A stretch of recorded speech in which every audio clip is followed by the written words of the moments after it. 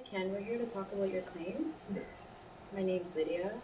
I just want to know what happened with your claim. Well, insurance accident in '05, coming from work on Brampton bus, running the back of a 3 other by get an injured in that kept me up for over 3 years now. And get a lawyer who I think will be representing me, fairly. But somehow I think it went down well because of the settlement. But he did not explain everything to me. So do you feel like you've been shortchanged? A whole lot, yes. I feel disappointed of the whole thing. For my injury actually took me out my work and I was able to go back to work. So I had a neck injury and a lower back because of arthritis.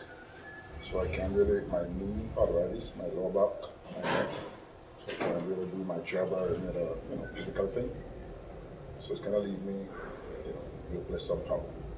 Were you explained your rights? What were you told?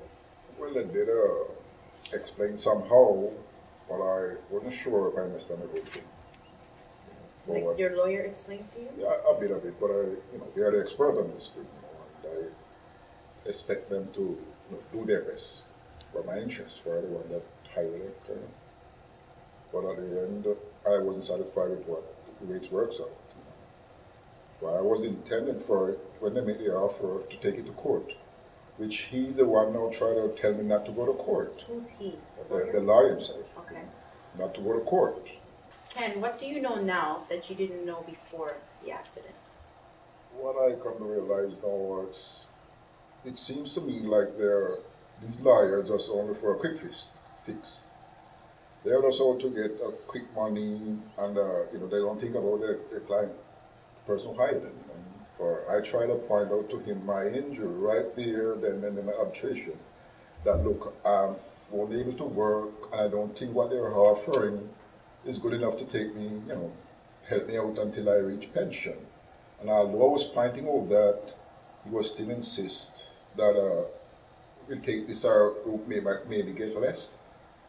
And at the same time, I kept telling him, take it to court, and pressuring me to decide at that point to take what they offer. So from that time, I realized something wasn't really right. They weren't really working for me. So why did you go along with this quick settlement? Because I think I have no other choice. It's my first time in this thing. I don't know about the law system or where it works. I try to believe in him, And at the same time now, when I was saying that, the person who was conducting the arbitration turned to us and said, well, sometime, and most of 60%, I think she said 60% of the time, when they go to court, they end up getting less, So right away, he got up and said, is that true? Let me have a copy of that, kind of thing. So he got a copy, I don't know if it's really true or false, but he got a copy and he tried to tell me, you see, we might get less, take what they have for it, kind of thing. The lawyer now, he does maybe do a little paperwork in the office, went to the arbitration, he decided to make a quick fix, so he actually did nothing. So Ken, when you signed, when everything was finalized, did you know what you signed? Well, I don't know what I signed somehow, but I get so confused and get like I was pressured in, forced to. I have no other alternative. But he told me it doesn't make sense to go to court. That's his saying, like you're gonna get less. He tried to put that in my head, like if you go to court, you're not getting less. So I signed, wasn't quite understand, But even after I signed now, and there was some, I think he overcharged me at the end for disbursement.